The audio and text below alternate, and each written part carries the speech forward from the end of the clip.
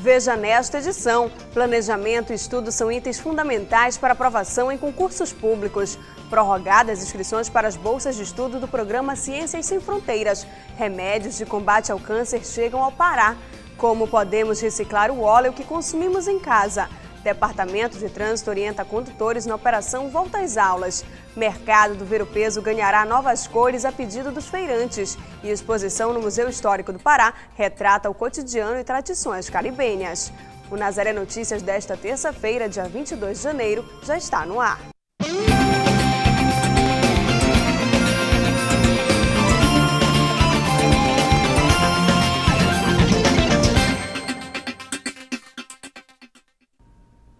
Olá! A edição de hoje começa falando sobre concursos públicos. Milhares de pessoas vivem na expectativa de conseguir a aprovação nesses exames. Diferentemente do passado, quando os candidatos estudavam em casa, hoje os cursinhos preparatórios são cada vez mais procurados. Aos 35 anos, Mauro Neves participa pela terceira vez de um cursinho preparatório para concursos públicos. Dessa vez, vai tentar uma das vagas do Tribunal Regional do Trabalho, TRT. Eu tinha muita dificuldade de aprendizado somente estudando em casa, né?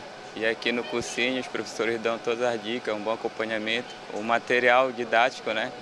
Que vem todo especificado para aquele concurso público que realmente tu quer prestar. Porque em casa tu acaba estudando de uma forma aleatória, né? Aqui não, de uma forma objetiva. Vanessa Pragana será concorrente de Mauro. Decidiu sair dos estudos de casa para um cursinho preparatório e diz que o resultado de estudar sozinha e numa sala de aula tem diferença. A gente está aqui focada em passar no concurso que a gente está querendo fazer. E a questão mesmo das dicas dos professores, né? A questão de algumas técnicas que eles podem passar isso para a gente, que em casa às vezes a gente, por algum motivo, a gente se dispersa e acaba perdendo o foco principal, que é a aprovação. Para obter sucesso nos concursos, o candidato deve realizar um bom planejamento. Para isso, o estudo deve ser feito de forma objetiva. Especialistas afirmam que o candidato a concurso não deve manter uma programação que estabeleça 6 horas de estudo diário quando ele não possui tempo suficiente. A começar da tua decisão de escrever, a tua vontade em participar do concurso e seguir uma rotina que não tem sido muito fácil, que vai desde de você abdicar alguns hábitos, a família, a diversão e até às vezes o trabalho que você está fazendo, para poder realmente ser um candidato de competição. A cultura dos concursos públicos está diferente do passado. Os concursos estão mais exigentes. Por isso, em Belém, existem centenas de cursinhos preparatórios.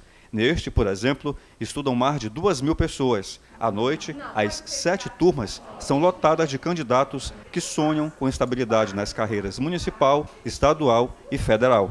A grande vantagem no dia de hoje que nós vemos é a preparação para o aluno e deixá-lo bem próximo da realidade da concorrência que ele vai enfrentar.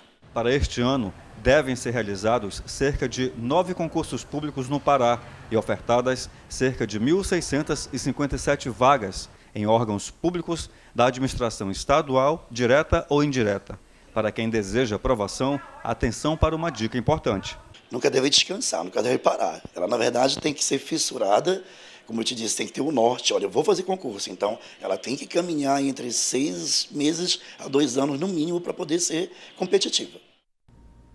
E como acompanhamos na reportagem, segundo informações da Secretaria de Administração do Pará, o governo do estado planeja realizar pelo menos 9 concursos públicos até o final de 2013. Entre eles o da Polícia Civil e o do Corpo de Bombeiros, da Polícia Militar, da Secretaria Estadual da Indústria, do Comércio e da Mineração, da Fundação Carlos Gomes e da Secretaria Estadual de Turismo. Quem deseja se inscrever às bolsas da chamada Graduação Sanduíche pelo programa Ciências Sem Fronteiras tem até a próxima sexta-feira, dia 25. A oportunidade é para alunos da Universidade do Estado do Pará. Quem tem os detalhes é a repórter Patrícia Nascimento. Larissa, o prazo para a entrega da documentação também foi prorrogado até o próximo dia 28. O programa possibilita intercâmbio em universidades de vários países, entre eles França, Alemanha, Hungria, Canadá e Japão. Para ser selecionado, o estudante deve estar regularmente matriculado na UEPA, estar cursando entre 20% e 90% do seu curso, seja bacharelado ou licenciatura de acordo com o edital, ser brasileiro, ter desempenho excelente e ter feito teste de proficiência no idioma da instituição em que pretende estudar. As inscrições podem ser feitas pelo site www.cienciasemfronteira.gov.br. Mais informações pelo e-mail cienciasemfronteira.epa@gmail.com. Patrícia Nascimento para o Nazaré Notícias. E os candidatos aprovados na primeira chamada do SISU devem fazer a matrícula nas instituições escolhidas até hoje. A segunda chamada será divulgada no dia 28 deste mês, com matrícula prevista para os dias 1º, 4 e 5 de fevereiro. Cerca de 2 milhões de pessoas se inscreveram no SISU neste ano, um crescimento de 11% em relação a 2012. Na primeira edição deste ano, o SISU oferece cerca de 130 mil vagas em 3.752 cursos. Tomou posse nesta manhã em Belém o novo general de divisão da 8ª Região Militar e a 8ª Região do Exército, Ivan Carlos Rosas. Personalidades civis e militares acompanharam a passagem de comando da 8ª Região Militar e a 8ª Divisão de Exército. A cerimônia aconteceu no 2º Batalhão de Infantaria de Selva, localizado em Belém. O general Carlos Peixoto agradeceu emocionado em seu discurso de despedida. Na memória, passa voando o período aqui vivido. Tenho plena consciência de que, com esta cerimônia, se encerra um ciclo extremamente rico, operoso e feliz de minha carreira, iniciado com a idêntica solenidade, há quase 3 anos realizada neste mesmo local. Durante 2 anos e 10 meses, ele esteve no comando da região forte do Presépio, que abrange os estados do Pará, Maranhão e Amapá. São 25 quartéis e unidades, com 8.800 militares, que agora estarão sob a direção do general Ivan Rosas. O tema agora é saúde. Os remédios de combate ao câncer devem chegar aos hospitais públicos de Belém ainda neste mês de janeiro. O repórter Ivaldo Souza tem mais informações. O Pará deve receber ainda este mês 660 comprimidos de 400 miligramas do primeiro genérico nacional de combate ao câncer, o Mesilato de Imatinib. Os medicamentos custarão cerca de R$50 mil, representando uma economia de 8,1 aos cofres públicos. Os comprimidos foram produzidos em território nacional no laboratório da Fiocruz, no Rio de Janeiro, e devem ser distribuídos a todos os hospitais filiados ao Sistema Único de Saúde, SUS, para os estados da região norte. Ivaldo Souza para o Nazaré Notícias. Após um mês da entrada em vigor da nova lei seca, com punições mais rígidas para os motoristas flagrados embriagados, o número de detidos nas rodovias federais subiu 113%. No período de 20 de dezembro do ano passado até 20 de janeiro, foram registrados 1.448 casos de prisão. No período anterior, antes da mudança nas novas regras, foram 678 casos. De acordo com a Polícia Rodoviária Federal, o aumento é decorrente da ampliação no uso dos bafômetros. Desde a implementação da nova lei, quase 142 mil testes foram realizados. Praticar a consciência ecológica é algo que pode se fazer em casa. Nossa equipe de reportagem foi conhecer o trabalho da ONG No Olhar, que recicla de forma artesanal o óleo de cozinha. Contribuir para a preservação do ambiente em que vivemos. Tarefa amplamente discutida na atualidade. Os tipos de resíduos que podem causar danos à natureza são inúmeros. Um deles é o óleo vegetal utilizado em frituras. Para este professor do curso de Engenharia Ambiental, a consciência individual é a alternativa mais eficiente. É um processo aparentemente fácil, mas não é tão fácil, porque depende da consciência que você tenha. É uma coisa tão simples como pegar o óleo utilizado e colocar na garrafa, é tão simples, mas tão complicado que as pessoas podem fazer uma vez e não voltam a fazer. Então, tem que ter algum incentivo, tem que ser alguma coisa que comece na escola, tem que ter algumas talheres para ensinar as pessoas a fazer o sabão, para que esse problema ambiental grave se transforme numa coisa que todo mundo pode ajudar de alguma maneira para o meio ambiente. Os prejuízos são muitos. Tem alguma informação, por exemplo, que dizem que 1 litro de óleo descartado inadequadamente pode poluir 25 mil litros de água. Alguns outros autores afirmam que não é 25 mil, que é 1 milhão de litros de água. Então você imagina a magnitude do problema. No solo também, quando o descarte é feito no lixo, né? O lixo vai para os aterros sanitários, termina caindo no solo, e esse óleo terminaria diminuindo a permeabilidade, então dificultando a infiltração da água para a alimentação dos aquíferos e também alterando as suas características físicas e químicas. Para as pessoas, né? Se essa água é consumida de alguma maneira com alguns compostos derivados da degradação do óleo, poderia ser uma ameaça também para a saúde pública. Mecanismos simples podem ser utilizados para minimizar a degradação. A gente vai conversar com o Marcos Wilson, que é coordenador da ONG No Olhar, que é uma ONG que atua aqui em Belém com essa temática da educação ambiental, da reciclagem, do reaproveitamento de materiais que causariam prejuízos se despejados incorretamente, indiscriminadamente no meio ambiente, não é, Marcos? A gente vai fazer a demonstração de como transformar óleo de cozinha em sabão. Como é que funciona esse processo? A gente precisa dos seguintes materiais. O óleo, aquele que você vai armazenar, né? Você vai, em vez de você jogar no ralo, você vai pegar ele, vai pegar uma garrafa PET e vai armazenando esse óleo. Soda cáustica, tá? Uma essência que fica a critério de cada um, são várias essências que existem no mercado, né? Água, tá? E pronto. Está feita, né, os ingredientes, vamos dizer assim, para você fazer esse sabão ecológico, para que você possa usar em casa mesmo para lavar louça, lavar roupa, né? Então esse sabão você vai poder fazer esse tipo de uso. Pegue na sua casa um balde, uma colher de madeira, né? Coloque ao lado e já pode fazer a mistura. Por favor, Niele, faça a sequência. Então coloque 400 ml de água. Quanto mais o óleo estiver limpo, o sabão fica de melhor qualidade.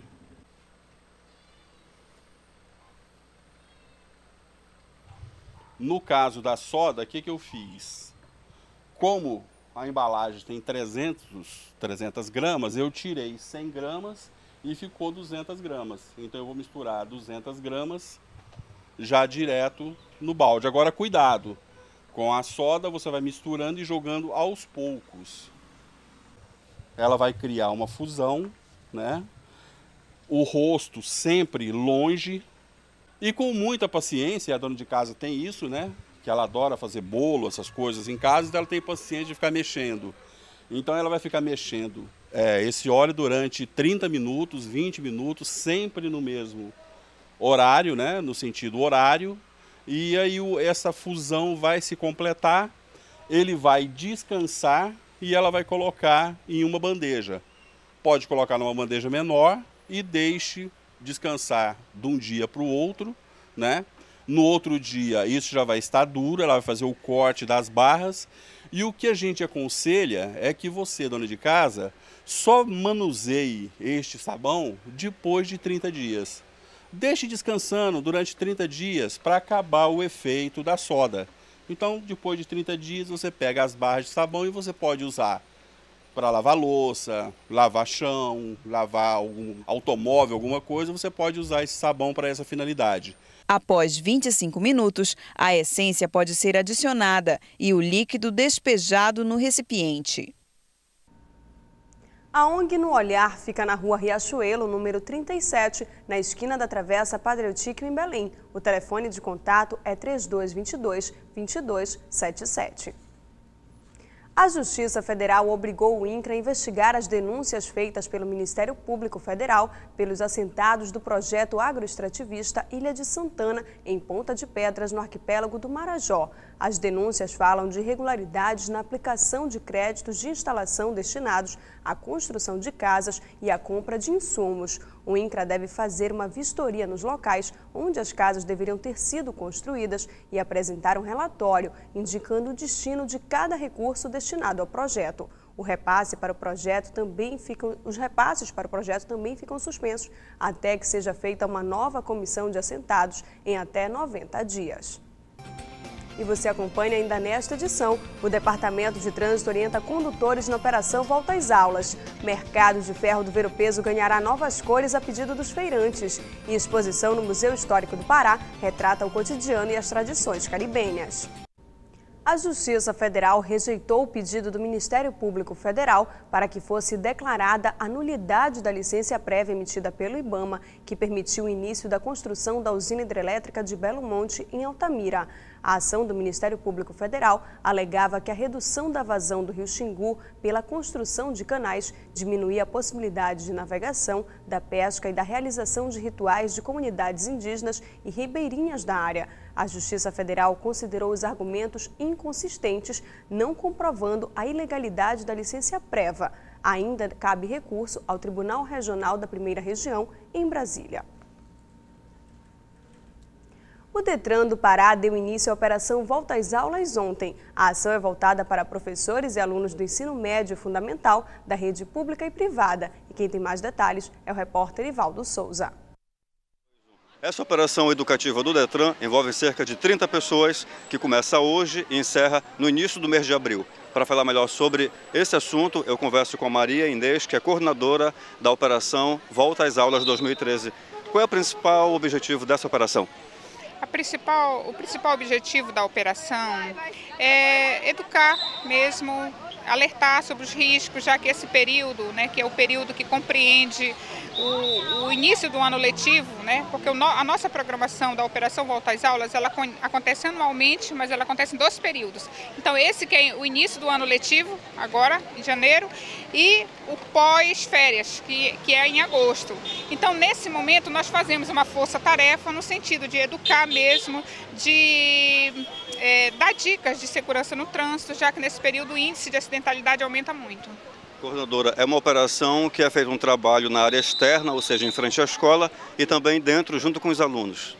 Com certeza, o trabalho ele se divide em 3 etapas. Aqui fora, nesse primeiro momento de entrada, que é a blitz educativa que nós fazemos, tá?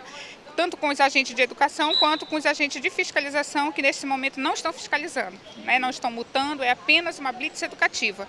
No interior do colégio, nós vamos atender em torno de 1.000, já atendemos 1.000 e poucas crianças de manhã, vamos atender agora mais 1.200, e mais os jovens. Nós temos 2 palestras agora com o auditório em torno de 600 jovens e mais uma exposição de fotografias, de fotos de acidentes, são fotos impactantes. Por isso é proibida para menores de 14 anos. Vocês contam também com a distribuição de folders de um informativo, né? Sim, nós temos todo o material educativo, as cartilhas educativas do Volta às Aulas, que elas são adaptadas às faixas etárias. Nós temos uma cartilha que é para o jovem, que está na faixa etária de 13, 14 até 19 anos. Temos um outro material educativo que é para criança, e esse material está sendo trabalhado com essas pessoas. Okay. Muito obrigado pelas informações.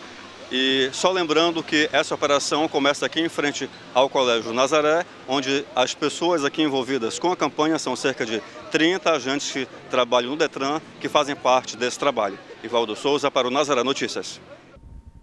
O Instituto de Metrologia do Pará deu início hoje à verificação dos radares que serão instalados ao longo da rodovia BR-316. O mesmo trabalho também será feito na rodovia Belém-Brasília. A instalação dos equipamentos faz parte do Programa Nacional de Controle Eletrônico de Velocidade, que tem o objetivo de reduzir o número de acidentes. Dentro de um mês, o Inmetro Pará terá verificado todos os equipamentos instalados até Dom Eliseu, no sul do estado. Os radares só podem entrar em operação após a verificação metrológica. O mercado de ferro do Ver-o-Peso, em Belém, passa por uma restauração. Tombado pelo IPHAN desde 1977, o patrimônio histórico ganhará novas cores a pedido dos feirantes. Inaugurada em 1625 no antigo Porto do Piri, a Casa de Ver-o-Peso, que inicialmente era apenas um posto de aferição de mercadorias e arrecadação de impostos, seria futuramente um grande mercado aberto. Hoje é um dos cartões postais da cidade de Belém. Não só conta a história da capital do Pará, como é também um espaço de relações, janela aberta que exibe o cotidiano do povo paraense. Desde o início de 2012, o mercado de peixe passa por restauração, um pedido dos feirantes. Bem, isso na verdade foi uma solicitação dos próprios feirantes. Eles estavam já pedindo há um bom tempo essa reforma no mercado, estava precisando, e onde foi planejado em 2 etapas. Até para não, em vez de desocupar e eles ficarem sem o trabalho, está sendo feita primeiro uma parte do mercado e continua atuando outro, depois a gente passa para o outro lado e eles vêm para a parte que já está pronta. É uma boa, né? Para que estava, está ficando ótimo. Eu gostaria que fosse o verde, né? Nosso Amazonas, né? Que é muito bonito. A restauração do mercado passou por uma pesquisa do IPHAN, uma vez que o conjunto arquitetônico e paisagístico do Ver-o-Peso foi tombado e inscrito no livro do tombo histórico no ano de 1977. Foi feita toda uma pesquisa para prospecção, a gente precisava encontrar essas cores originais do mercado. A partir daí, o IPHAN resolveu fazer uma pesquisa imagética, foram pedidas ao Museu de Arte de Belém várias pinturas, imagens, fotos antigas e também uma pesquisa no local, nas partes de mais difícil acesso. Foram técnicos para lá e encontraram de fato algumas cores, encontraram um tom vermelho muito forte, um vermelho escuro, quase cerâmica, encontraram o azul também já tinha e um verde, um tom de verde, que a gente chamou até de verde Poseidon. Ao longo de sua história, o mercado de peixe passou por diversas modificações para se adaptar à realidade da época. Hoje, a proposta do IPHAN para a restauração do mercado trabalha com a participação popular. Houve essa ideia, até inovadora, do IPHAN ouvir a população, os usuários, a comunidade em geral, opinar. A gente queria saber a opinião, o que o usuário, o que o paraense, o que a pessoa que visita o museu gostaria, qual a cor que eles acham que ficaria melhor. Para mim seria um verde que é mais bonito. É o verde? O verde. O verde é tudo de bom. Esperança, verde da nossa mata, verde é tudo de bom, mesmo que é vermelho. Também gosto do verde. Verde, esperança, coisa boa, né? Por se tratar de um patrimônio histórico, as obras no mercado estão sendo realizadas de maneira minuciosa. Uma pintura anticorrosiva que prepara a estrutura para a restauração e dá um tom avermelhado ao prédio foi passada de um lado e logo será feita do outro, para manter ativo o trabalho dos feirantes.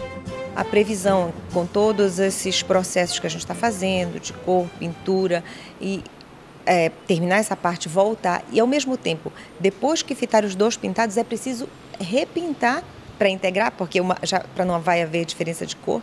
Então, está previsto mais um ano ainda de obra, para depois entregar finalmente o mercado pronto, para todo mundo usar, fotografar e aproveitar esse patrimônio lindo que nossa cidade tem.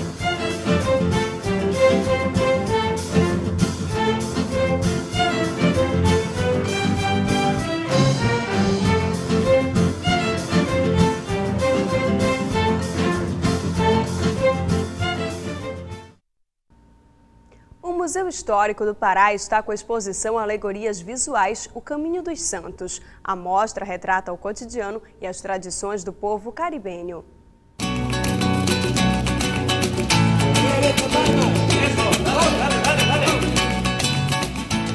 Uma exposição com obras expressivas do artista espanhol Juan Manetxeca, que retrata a leitura dos costumes de um povo que vive no Caribe. Aborda uma questão subjetiva, basicamente voltada para o conteúdo religioso, mas que também está entremeado com a cultura local. O Juan Checa, que é o artista espanhol que produziu toda essa exposição, mora numa ilha do Caribe chamada Santa Lúcia, ou Santa Lucia, como ele gosta mesmo de falar, e é um local que está que é habitado sobretudo pelos descendentes ainda vindos da África. As pinturas trazem como figura central o ser humano, com suas tradições, costumes e religiosidade. O conteúdo social está muito impregnado dessa africanidade. O artista se apropria desse visual, desse movimento, desse colorido local, para produzir um trabalho que expresse sem nenhuma preocupação estética já pré-concebida a sua visão do que ele sente naquele local, no seu próprio envolvimento com a população local. A exposição Caminho dos Santos traz algumas pinturas feitas pelo artista aqui em Belém durante o Círio de Nossa Senhora de Nazaré. A exposição conta com 20 peças repletas de cores, formas e movimentos, pinturas que retratam o olhar do artista sobre o cotidiano das pessoas. Essa preocupação pessoal do artista de invocar de forma plástica, de forma artística, através do suporte da tela, o registro do que ele sente, da localidade, do envolvimento com as pessoas, e tentar de alguma forma traduzir para a tela um conteúdo que é basicamente subjetivo, mas que certamente expressa a cultura local. A exposição foi aberta no dia 17 de janeiro e ficará no Museu Histórico do Estado do Pará durante um mês. Todos estão convidados a prestigiar. É uma oportunidade muito boa das pessoas poderem vivenciar, sobretudo num espaço como esse, que é um espaço de características históricas, fazer um registro plástico do que ele está sentindo, do que ele vive naquele momento.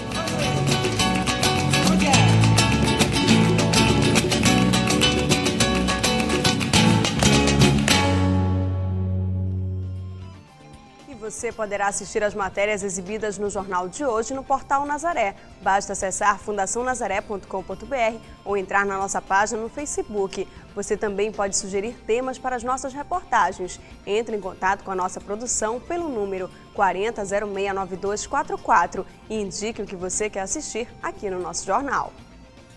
O Nazaré Notícias de hoje fica por aqui. A gente se encontra amanhã em uma próxima edição. Até lá!